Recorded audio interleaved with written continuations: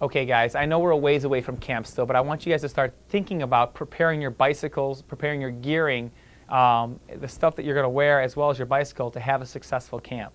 Those of you that do not have compact setups on your bike and your power to weight ratio is under 4 watts per kilo, I'm going to suggest investing in a compact. I know a lot of the VQs already have them, but it's one of the things that's going to save you when you're climbing at camp. So a compact front chainring, and basically what that means are bikes either come with a 53-39 or a 50-34.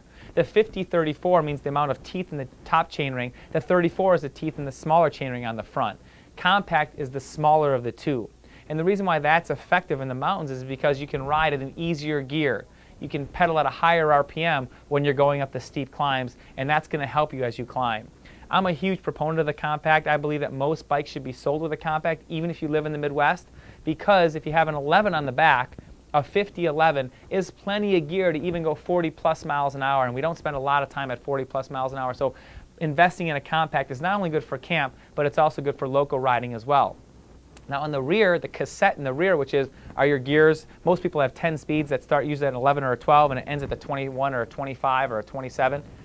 My suggestion is this: run an 11-26 and an 11-27 if you're nervous about getting up some of those steep hills.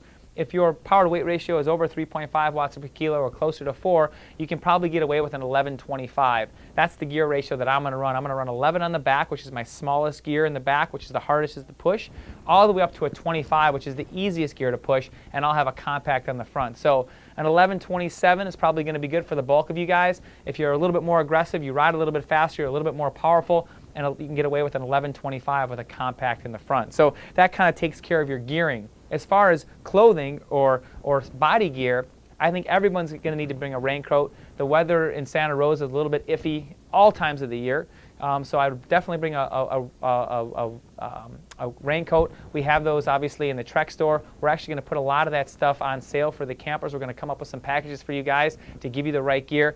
Everybody's going to need to bring long finger gloves. I remember last year when we went up one of the big climbs, it was absolutely freezing coming down the mountain. You don't notice going up the mountain because you're warm, you're hot, you're working hard, but as you start to go down the mountain, long finger gloves are huge.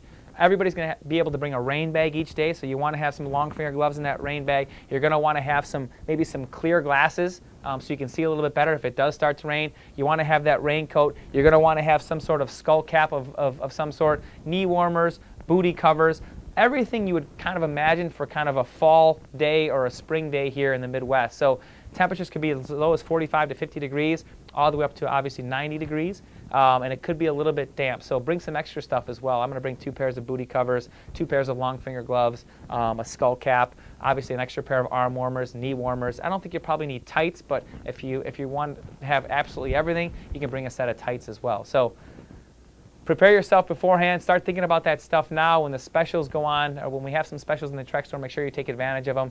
And remember, have proper gearing. Camp's going to be a whole lot more fun if you do so.